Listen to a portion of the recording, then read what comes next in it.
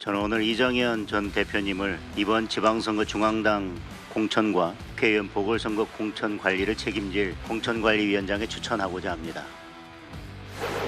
배신자 프레임을 당하고 있는 사람들은 분명하게 조직 안에 들어와 있으면 조직원으로서의 역할도 할 수 있어요. 그 안에서는 얼마든지 문제 제기를 하라 이겁니다. 네. 그럼 그것이 안 된다 그래서 그 판을 깬다? 그럼 조직원으로서의 자격이 없는 거죠. 무리로서는 자격이 예. 없는 거죠. 예전에 새누리당 대표도 지냈고 뭐 많이들 아실 보수 진영의 인사인데 또 호남 출신이다 보니까 외연 확장 이런 이미지가 좀 있지 않나라는 생각이 들어요. 강전혜 대변인께 좀 네. 이번 인사에 어떤 의미가 있을지 여쭤보고 싶은데요. 일단 통합과 도전의 가치를 보여주는 인선이다라고 생각을 합니다. 이정현 위원장 같은 경우에는 호남 출신이고요. 18대에는 비례였고 19대, 20대 때는 우리 당에 있어서는 굉장히 험지인 순천에서 지역구로 당선이 됐었거든요. 그리고 호남 출신으로는 처음으로 보수정당에서 당 대표까지 지내셨던 분입니다. 장도혁 대표도 그동안 호남에 어느 정도 열정을 보여줬었거든요. 매달 이제 호남을 찾겠다라고 말씀을 드린 바가 있고 실제로 찾아갔을 때는 굉장히 박한 대우를 받았습니다만 계속 찾겠다고 말씀을 드린 바가 있습니다. 예. 이번 지방선거를 넘어서서 저희 당이 나갈 방향성에 대해서도 보여주고 있는 인사가 아닌가 생각을 하고요. 네. 앞으로 이제 공관위원들 인선이 있고 본격적인 공천관리가 들어갈 것으로 보이는데 최근에 장도혁 대표가 비상계엄에 대한 사과가 있었고 그리고 박성훈 수석 대변인을 통해서 윤허개인 세력 그리고 부정선거 세력과의 절연에 대해서도 명확히 이야기를 한 바가 있습니다. 네. 그렇기 때문에 이제 조금 더 명확하게 중도 확장적인 메시지를 내는 그런 인선을 한 것이라고 생각합니다. 그런데 아까 지난해 있었던 정치 시그널 인터뷰 내용도 잠깐 보고 왔습니다만 이정현 내정자 같은 경우에는 한동훈 전 대표라든지 유승민 전 의원에 대해서 좀 부정적으로 말을 한 적이 있었거든요. 장윤미 대변인께 좀 여쭤보겠습니다. 일단은 배신자 프레임에 갇혀있는 인물들에 대해서는 좀 단호한 입장을 밝힌 바가 있어서 맞습니다. 공천에서 그럼 이런 분들을 배제하는 게 아닐까 이런 생각도 좀 드는데요. 그렇죠. 어떨까요? 이정현 전 수석 같은 경우에는 호남에서 어떻게 보면 파란을 일으키면서 지역구에서 승리를 하기도 했었고 그것보다는 또 이 박근혜 전 대통령의 정말 복심으로 또 분류가 되기도 했었죠. 그 로얄티나 충성도에 대해서는 이론의 여지가 없을 정도인데 예. 인터뷰나 이런 어떤 본인의 소신을 밝힌 부분을 보면 과거에도 내가 원내에 있을 때 봤더니 자기 언론에 한 줄이라도 더 나오려고 일부러 대통령을 직격하고 당대표를 저격하는 이런 사람들이 있더라.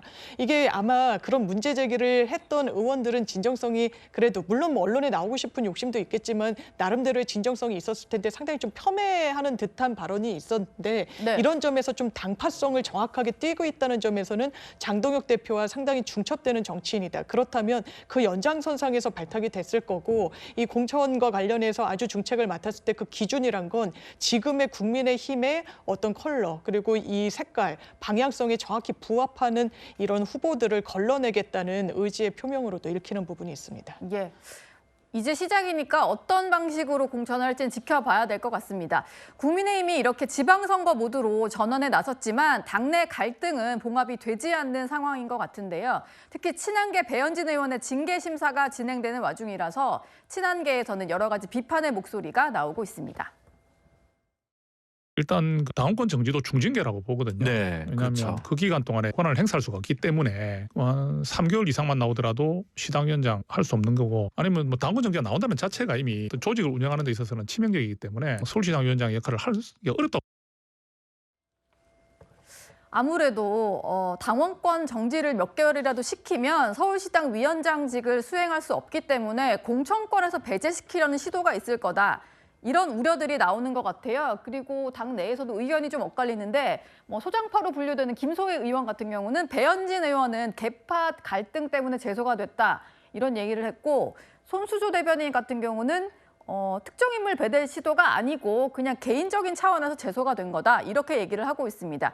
이현정 위원님, 네, 저 갈등은 언제쯤 봉합이 좀 될 것 같으세요? 안 될 것 같은데요. 제소가 안 될 것 같으세요? 저는 오늘 이정현 위원장 지명을 보면서 저는 이분 오래전부터 압니다. 거의 국민의힘이 선거를 심하게 이야기하면 이거 포기한 거 아닌가라는 그런 느낌도 들었어요. 왜냐하면 좋은 인선이라는 의견도 있던데 아닌가 봐요. 저는 왜냐하면 지금 이 선거는요 솔직하게 현실적으로 이야기해서 국민의힘이 호남에서 당선될 때가 있습니까? 없어요. 그리고 호남 세력 지금 고성국 씨가 뭐 지금 전두환 사진 걸자고 그러는데 호남에서 지금 지지도가 확산될 수 있어요? 예. 없습니다. 네. 자, 그러면 지금 제일 중요한 것은 일단 수도권과 영남이에요. 그러면 수도권과 영남의 상황들을 잘 아는 분을 모셔와야 되는데 지금 전혀 그쪽에 선거 한 번도 안 해본 사람을 지금 공천관리위원장 시켰잖아요. 그러면 이쪽 선거를 어떻게 치르겠다는 이야기예요? 지금은 확장을 이야기할 때가 아닙니다. 네. 지금 있는 것만이라도 수성하는 것만이라도 선거 그냥 제대로 치르는 거예요. 지금 이 순간에 어떻게 지금 호남에서 확장을 하겠습니까? 단 한 군데라도 지금 기초단체장 당선될 때가 있어요? 예. 자, 그런 상황이고 또 이분이 윤어게인이 주장한 분이에요. 지난번 대통령 윤석열 전 대통령 그 탄핵 이제 해서 당할 때 그때 최후 그 진술할 때 보면 본인이 나와서 이 윤 대통령 같은 훌륭한 분이고 이런 분이 다시 해야 되고 그러면서 본인은 뭐 감동을 흘리고 계몽이 됐고 이런 이야기를 계속 그냥 해오신 분입니다. 아, 헌법재판소의 최종 파면 선고가 그렇죠. 있기 전에요. 그 파면 선고 있는 그 상황에서 예. 자, 그런 분을 지금 윤어게인하고 지금 근절하겠다고 그랬잖아요. 지금 네. 장동혁 대표가. 근데 그거를 주장하시는 분을 공천관리위원장을 시켰어요? 그럼 이거 어떤 메시지로 봐야 되나? 그러니까 결국은 이게 윤어게인 뭐 계속 하겠다는 이야기로 지금 메시지가 읽혀지는 거 아니겠습니까? 예. 자, 그러다 보니 결국 지금의 선거 상황이라는 게 지금 정말 이 영남과 특히 이제 그 국민의힘에 텃밭인 영남과 수도권이 위기인데 이 위기를 잘 헤쳐나갈 수 있는 인사들을 하는 것도 모자라서 이정현 위원장을 해놔놓으면 더군다나 지금 보면 서울시당 위원장을 지금 징계하는 거 아니겠습니까? 예. 뭐든지 뭐 곧 할 것 같은데 그러면 서울 선거 어떻게 치르죠?